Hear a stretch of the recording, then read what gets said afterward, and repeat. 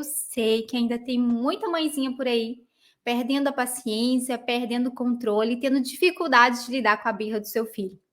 E eu sei que é um cenário muito difícil, né? Porque as mães muitas vezes perdem a paciência, explodem com a criança e depois ainda se sentem culpada, se sentem mal, se sentem frustrada porque agiu de uma forma impulsiva, perdeu o controle da situação e se comportou com a criança de uma forma que depois gerou ali um certo arrependimento. Tá passando por isso aí, mãe? E olha só, a verdade é que existem inúmeras situações, inúmeros cenários do nosso dia a dia com filhos que podem provocar uma birra, né?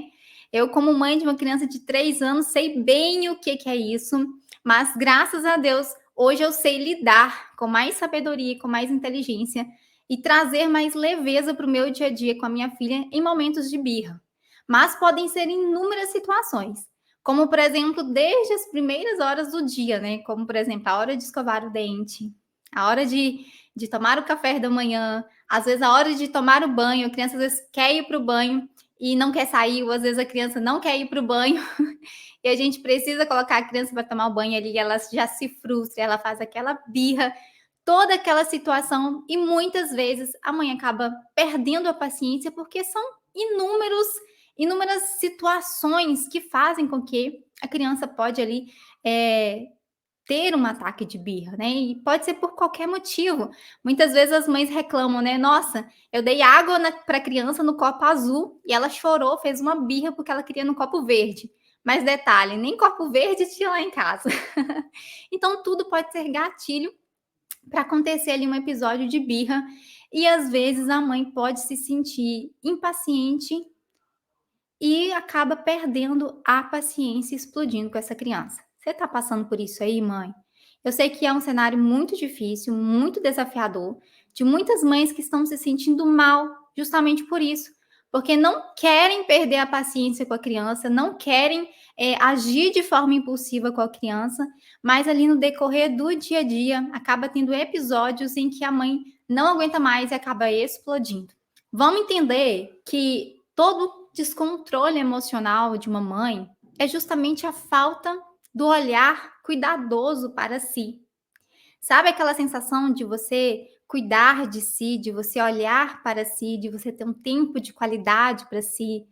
E muitas vezes isso não acontece. E existe uma falta desse olhar cuidadoso para essa mãe, e que muitas vezes isso tudo associado com uma sobrecarga de tarefa, um nível muito alto de estresse, e essa mãe acaba se vendo num cenário onde ela está sobrecarregada, excessos de coisas para fazer, uma rotina extremamente puxada e cansativa, e ela não consegue ter um tempo, ela não consegue cuidar de si, ter um olhar cuidadoso para si.